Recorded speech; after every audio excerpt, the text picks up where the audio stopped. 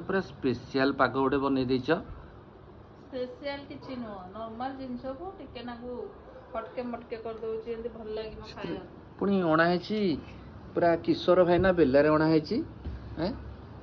ଏଇଥିରୁ ଥିଲା ତ ମଟର ତରକାରୀ, ତାପରେ ପଡିଛି ଗୁଣ୍ଡୁ ଗୁଣ୍ଡୁ ପିଆଜ, ଏଇଟା କଣ କଞ୍ଚା ଲଙ୍କା, ସେଥିରେ ପୁଣି ଏଇଟା କଣ ମୁଢି ମୁଠାଟେ ପକେଇବା, ହଁ ଆଉ ତାପରେ ଟିକେ ସେଉ। ସେଉ ବି ପଡିବ? ସେଉ ଉପରେ ନଜର ପଡିଗଲାଣି ଆଉ।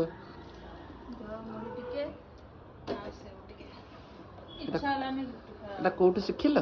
ଏଇଟା ଶିଖିନ, ଖାଇବାରେ ଶିଖିବ କଣ? ଏଟା କଣ?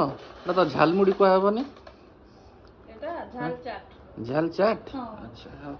ଖାଲି ସେଉ ସେଉ କହୁଛି, କଣ କହିଲ?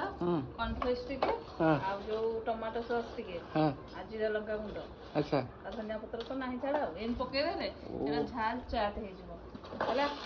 ତମେ ଖାଅ, ଟେଷ୍ଟ କର କେମିତି। ଆଉ କଣ ଟିକେ ପଡିଥାନ୍ତା?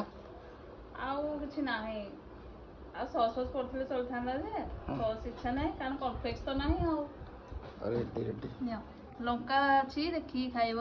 ଏଇଠି ଲଙ୍କା ରୁହ, ଘାଣ୍ଟନି ଲଙ୍କା। ସେଉ କାହିଁ ତମ ଥରେ ଯାଇନି ଦେଖା।